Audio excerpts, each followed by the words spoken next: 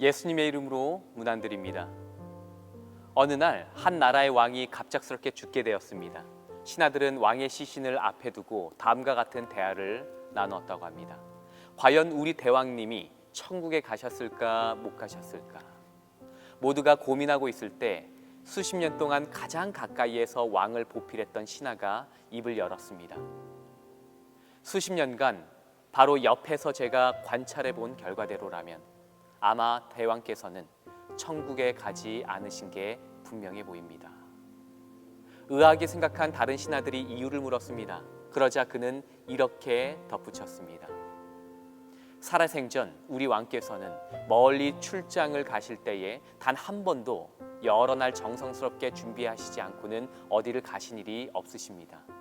천국이 어딘지는 모르겠지만 왕께서는 살아생전 이 천국에 갈 준비를 단 한 번도 하지 않으셨던 것은 분명해 보입니다.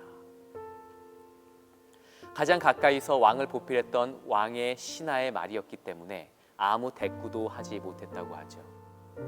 오늘 우리들 중에 영원한 삶을 준비하고 있는 사람들이 있습니까? 하루의 소풍을 떠난다 해도 반드시 적절한 준비가 있어야 추억을 남기고 유익한 소풍을 만들 수가 있습니다. 하물며 죽음을 넘어서 살게 될 영원한 생명을 준비하는 것이 얼마나 필요할까요? 우리는 죽음을 넘어서는 생명의 삶을 준비해야만 하는 것이죠. 따라서 우리가 하는 모든 일은 죽음 앞에서 영원한 생명과 연결되어야 한다라고 바울은 우리에게 권면합니다.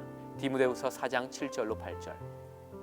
나는 선한 싸움을 싸우고 나의 달려갈 길을 마치고 믿음을 지켰으니 이제 후로는 나를 위해 의의 면류관이 예비되었으므로 주 곧 의로우신 재판장이 그날에 내게 주실 것이며 내게만 아니라 주의 나타나심을 사모하는 모든 자에게도니라.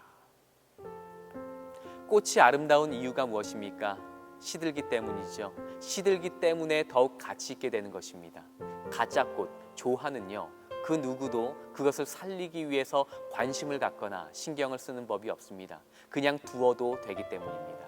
하지만 생명이 있는 꽃은요, 너무나 민감하게 반응하고 시들기 때문에 온갖 신경을 써서 가꿔야 되는 것이죠. 그리고 생생할 때에 그 가치가 정말 더 있게 되는 것입니다.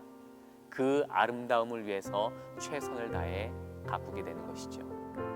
우리의 생명도 너무나 가치 있고 소중한 것은 바로 죽음이라는 것이 있기 때문이 아닐까 생각해 봅니다.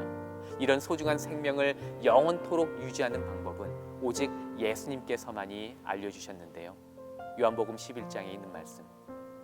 예수께서 가라사대 나는 부활이요 생명이니 나를 믿는 자는 죽어도 살겠고 무릇 살아서 나를 믿는 자는 영원히 죽지 아니하리니 이것을 내가 믿느냐.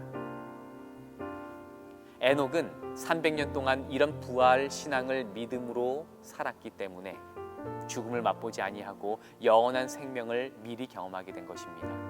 바울은 죽음의 시점에서도 이 세상에 아쉬운 것 미련도 없었습니다. 바울은 오히려 죽음 뒤에 누리게 될 하나님 나라를 동경했고 또 영원한 생명을 얻는 것이 마음속에 큰 기쁨이 되었습니다. 오늘 우리는 죽음을 얼마만큼 준비하고 있습니까?